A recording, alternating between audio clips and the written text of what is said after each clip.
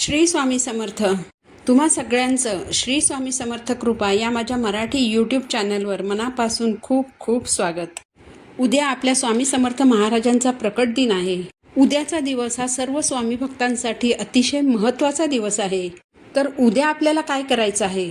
स्वामी महाराजांना ज्या ज्या गोष्टी आवडतात त्या सर्व गोष्टी आपल्याला उद्या स्वामी महाराजांना अर्पण करायच्या आहेत.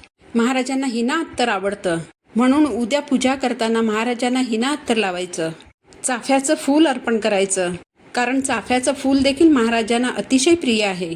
याच प्रकारे उद्या महाराजांना नैवेद्य अर्पण करताना महाराजांच्या आवडीचं नैवेद्य आपल्याला महाराजांना अर्पण करायचं आहे.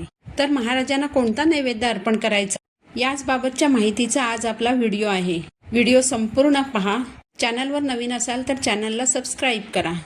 आता सगळ्यात मोठा प्रश्न म्हणजे महाराजांना कांदा लसूण विरहित नैवेद्य अर्पण करायचा की कांदा लसूण सहित बनवलेला नैवेद्य महाराजांना अर्पण करायचा. बघा, जेव्हा आपण गुरुचरित्राचं पारायण करतो तेव्हा जेवणामध्ये कांदा लसूण वर्ज्य असतो. गुरुचरित्राचं पारायण करताना नैवेद्यामध्ये तर कांदा लसूण वर्ज्य असतोच, पण जी व्यक्ती पारायण करते तिच्यासाठी सुद्धा कांदा लसूण वर्ज्य असतो. पण स्वामी चरित्र सारामृताचं पारायण करताना किंवा समाप्ती करताना त्या नैवेद्यामध्ये कांदा लसूण चालतो. महाराज जेव्हा अक्कलकोटमध्ये होते तेव्हा त्यांना कांदा भजी अतिशय आवडत होती, म्हणून तिखट पदार्थामध्ये तुम्ही महाराजांना कांदा भजीचा नैवेद्य अर्पण करू शकता. गोड पदार्थांमध्ये महाराजांना बेसनाचे लाडू आणि खीर अतिशय प्रिय होती. खीर तुम्ही कशाचीही बनवू शकता. तांदळाची बनवू शकता, रव्याची बनवू शकता किंवा मग शेवयाची खीर बनवली तरी चालेल. महाराजांना घेवड्याची भाजी अतिशय प्रिय होती. घेवडा म्हणजे आपल्या श्रावणी शेंगा.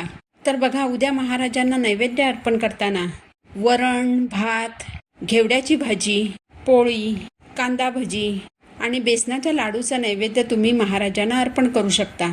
महाराजांना कुरडई सुद्धा प्रिय होती. याचबरोबर महाराजांना पुरणपोळी सुद्धा खूप जास्त प्रिय होती, म्हणून तुम्ही महाराजांना पुरणपोळी, कटाची आमटी हा नैवेद्य सुद्धा अर्पण करू शकता. आता हे सर्वच पदार्थ उद्या बनवायचे का? तर तुम्हाला जेवढे जमतील, जेवढे शक्य असतील तेवढे बनवून त्याचा नैवेद्य तुम्ही महाराजांना अर्पण करू शकता. आता नैवेद्य कसा अर्पण करायचा? तर बघा, नैवेद्याचं ताट बनवलं की मग ते ताट घेऊन महाराजांच्या समोर जायचं. सोबत पाणी घ्यायचं. आपल्या उजव्या हाताची 3 बोटं पाण्यात बुडवून त्या पाण्याने महाराजांच्या समोर एक भरीव चौकोन बनवायचा आणि त्या भरीव चौकोनावर नैवेद्याचं ताट ठेवायचं.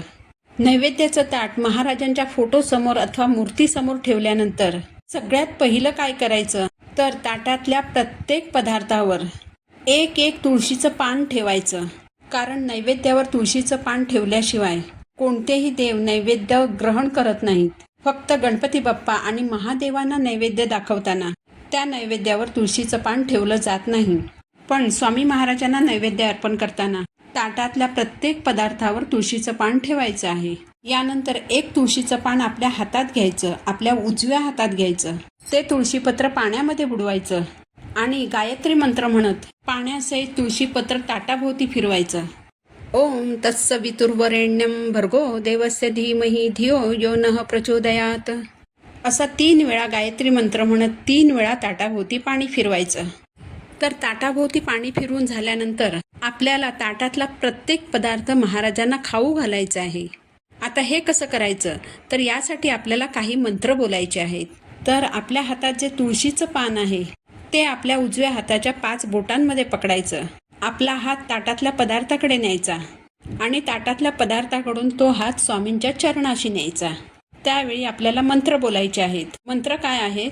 ओम प्राणाय स्वाहा, ओम अपानाय स्वाहा, ओम व्यानाय स्वाहा, ओम उदानाय स्वाहा, ओम समानाय स्वाहा, ओम ब्रह्मण्य अमृत तत्वाय स्वाहा. हे मंत्र म्हणत असताना ताटातल्या वेगवेगळ्या पदार्थांकडे आपला हात नेऊन तो स्वामींच्या चरणाजवळ न्यायचा. अशा प्रकारे ताटातला प्रत्येक पदार्थ आपल्याला स्वामींना खाऊ घालायचा आहे. या पद्धतीने उद्या आपल्याला महाराजांना नैवेद्य अर्पण करायचा आहे आणि अशा प्रकारे आपल्याला उद्या महाराजांचा प्रकट दिन साजरा करायचा आहे. तर झालेली सेवा मी महाराजांच्या चरणी अर्पण करते. पुन्हा भेटू नवीन व्हिडिओ सोबत. श्री स्वामी समर्थ.